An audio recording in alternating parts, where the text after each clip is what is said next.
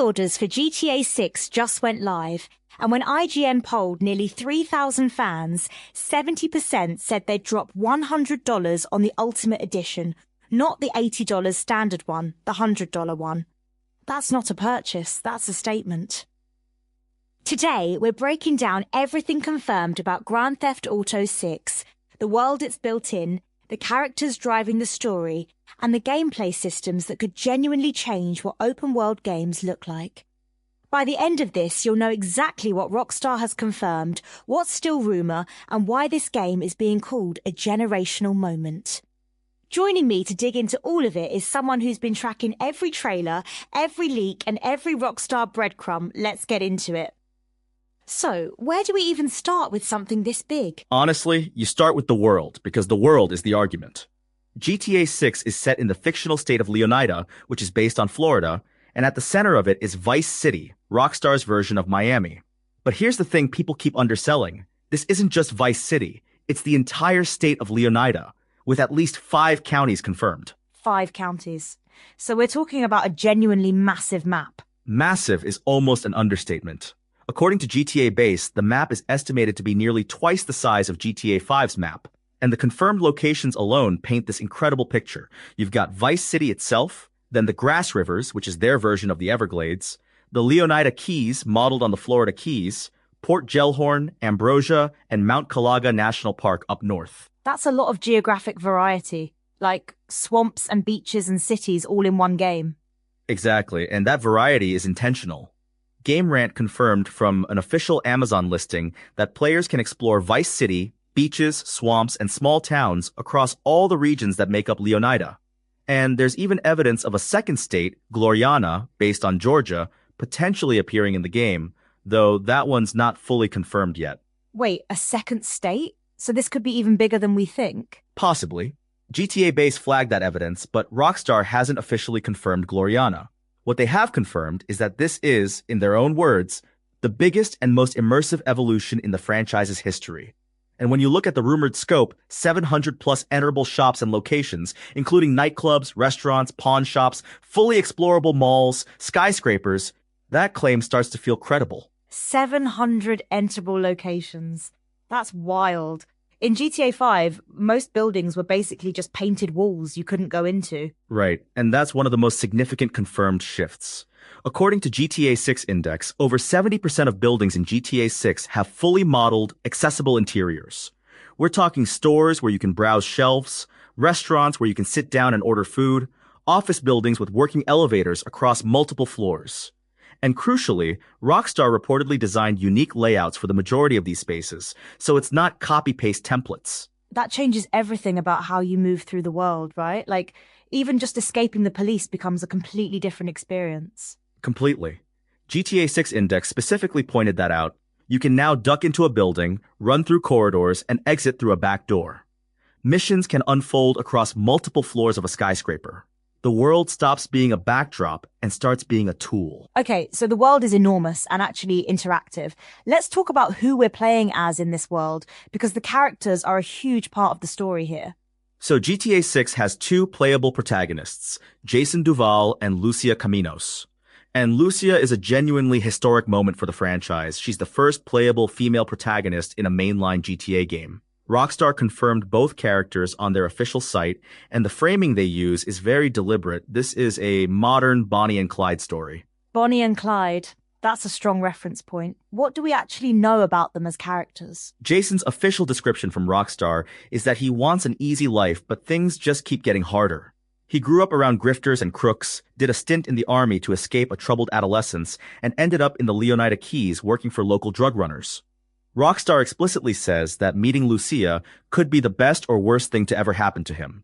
That's the tension the whole story seems to hinge on. So he's the reluctant one, the guy who keeps getting pulled back in. Exactly. And Lucia is almost the opposite energy. Her backstory is that her father taught her to fight from the time she could walk. She ended up in the Leonida Penitentiary fighting for her family, and she got out by sheer luck. Rockstar's description says she's committed to her plan, no matter what it takes. She's the one with something to prove. That's a really compelling dynamic. One person trying to slow down, one person trying to accelerate. And you can switch between them? Yes, like GTA 5, you can switch between Jason and Lucia at any time by pressing down on the D-pad. But what's different here is the emphasis on duo missions. Game Rant confirmed from official materials that there's a specific focus on completing missions as a pair, which makes sense given their relationship. It's not just two separate protagonists who occasionally cross paths. That's a meaningful distinction. It's more like you're playing a relationship, not just two characters. That's a great way to put it. And the supporting cast around them is already shaping up to be really rich. GTA Intel has tracked 26 confirmed characters so far.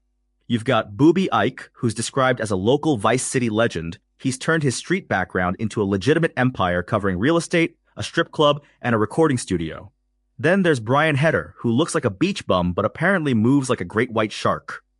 That description alone tells you so much about the tone Rockstar is going for. And there's Cal Hampton, a conspiracy theorist character who appears as an in-world media personality on local airwaves. Jack Howitzer is returning. He's a long-running series character, a washed-up action movie star turned right-wing media personality. The world has its own internal media ecosystem, which connects directly to one of the most interesting gameplay features. Okay, I want to get into the gameplay systems because this is where things get genuinely surprising. What's the biggest shift from GTA 5? There are a few, but let me start with the one that I think changes the feel of the game most fundamentally. According to Kotaku's breakdown of Rockstar's official marketing materials, GTA 6 appears to be adopting Red Dead Redemption 2's chapter structure. So instead of one long open narrative, the story is organized into chapters. That's a huge tonal shift. RDR2's chapter structure gave that game a real sense of weight and consequence. Exactly. And it's not just the chapter structure. Kotaku also flagged that the weapon loadout system from RDR2 seems to be coming over too. In past GTA games, you could carry basically an entire arsenal, 50 guns, rockets, whatever. In GTA 6, based on mentions of weapon lockers in the Ultimate Edition marketing text, it sounds like you'll customize your loadout for specific occasions rather than carrying everything at once. So there's actual strategic thinking involved in how you gear up. That's a meaningful constraint. And the 2022 leaks actually back this up. Test footage showed Jason picking up and dropping rifles and using a sling to stow larger guns on his back. So this wasn't just marketing language, it was visible in early development footage. Weapon customization is also confirmed to be returning, with the special edition revolvers hinting at a broader cosmetic and functional customization system. Okay, here's the one I keep thinking about, the in-game social media mechanic, because that feels like Rockstar making a very specific statement about the world we live in right now. It really does. Game Rant confirmed from official materials that using an in-game mobile device, players will be able to watch viral videos, follow influencers, and discover world events. And when you think about it, GTA 6, Trailer 1 was already full of broadcast clips showing viral moments around the city. That wasn't just atmosphere, that was a preview of an actual gameplay system. So the game is essentially building a satirical version of how we actually consume information now, scrolling through a feed to find out what's happening in the world. And it ties directly into the NPC ecosystem. According to Game Rant, NPCs in Vice City and Leonida have their own routines, react to random events, and interact with establishments. GTA 6 Central's analysis noted that leaked footage and insider reports suggest NPCs may even remember player actions over time, leading to more organic encounters. The world isn't just big, it's supposed to feel like it's running without you. That's the dream of open world design, isn't it? A world that doesn't pause when you're not looking at it. And the weather system feeds into that too. GTA 6 Index confirmed dynamic weather that actually affects gameplay, not just visually, but mechanically. Heavy storms reducing visibility, conditions changing how the world behaves. It's all connected. Let me bring up something that I think is genuinely fascinating from a behind-the-scenes perspective. There was an interview on Kiwai Talks with David O'Reilly, an environment artist who worked on GTA 6 for 5 years, and he said something that kind of blew my mind. Oh, the secrecy thing. Yeah, that's remarkable. He said that despite working on GTA 6 for 5 years, contributing to the actual map, he had, quote, no idea what the story was about. Just that there were two characters. Rockstar's compartmentalization is so extreme that the people building the world don't know what's happening in it. 5 years on a project and you don't know the plot. That's a level of secrecy that's almost hard to wrap your head around. And O'Reilly also talked about how the technology evolves throughout development. He mentioned that in GTA 5, they had no height-based blending, no parallax shaders at the start, those came in at the end. Same with RDR2. He said, quote, the tech will have come along massively in the 2 years I've been away. So what we're seeing in the trailers is probably not even the final visual quality. That's a wild thing to sit with. The trailers already look incredible, and apparently the final product will look even better. GTA 6 Index confirmed the game is running on the Rage 9 engine with ray tracing and global illumination. Rockstar's official materials also mention next-generation graphics with advanced lighting, dynamic weather, and natural animations.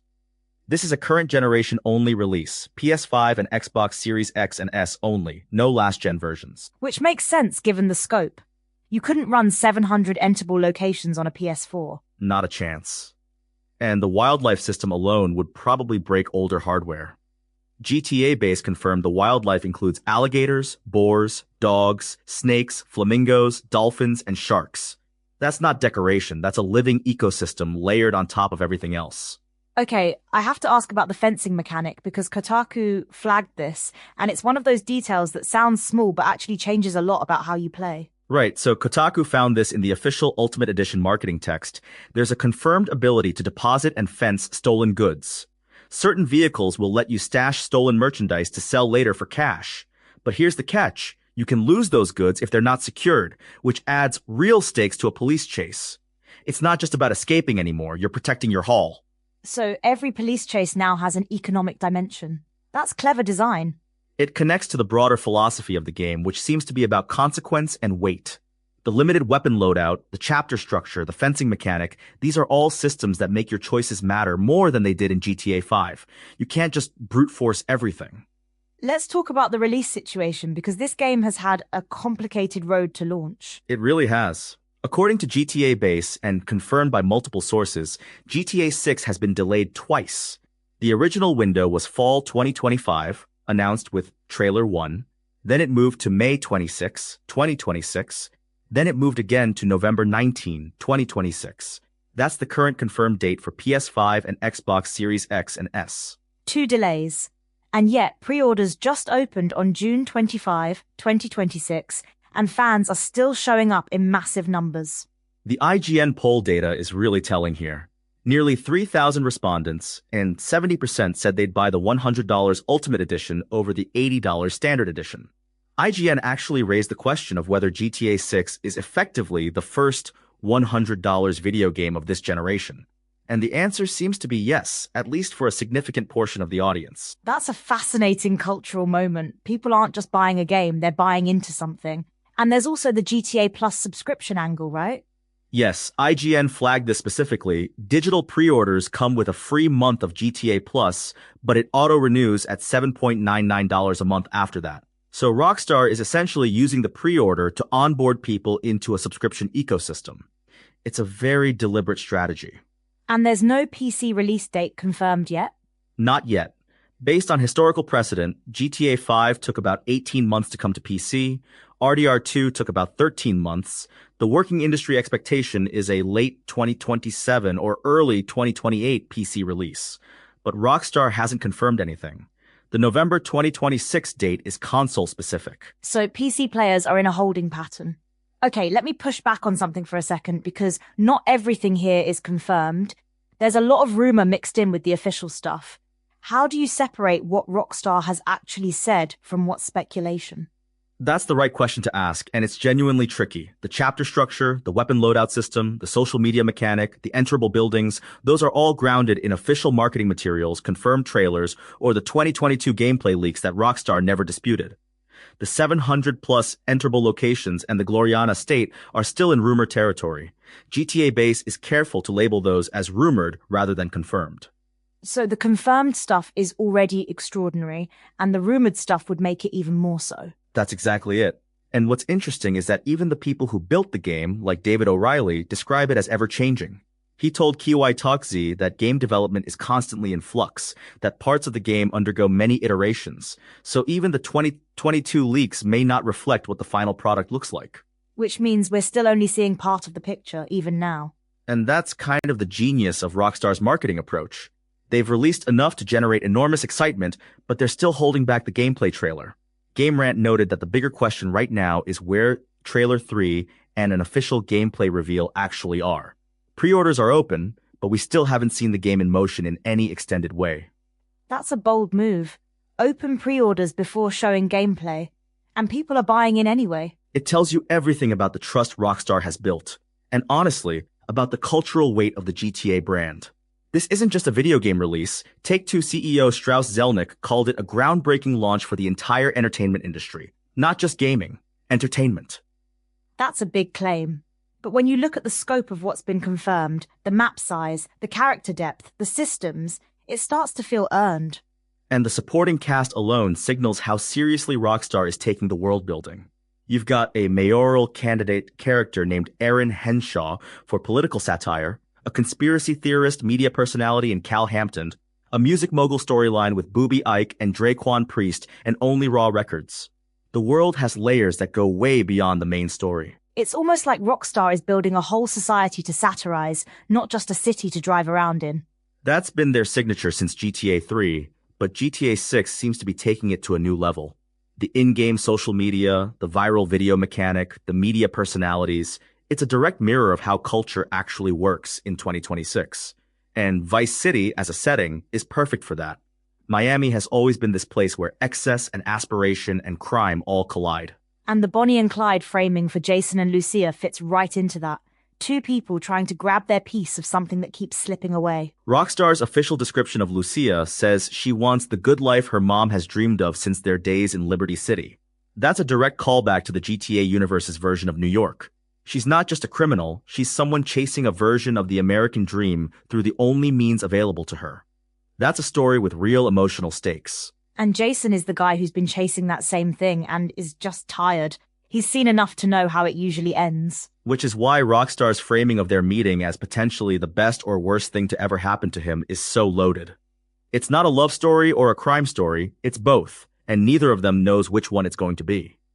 Okay, so when you step back from everything we've covered, the world, the characters, the systems, what does GTA 6 actually represent as a moment in gaming? Here's what I keep coming back to. GTA 6 isn't just trying to be a bigger GTA 5.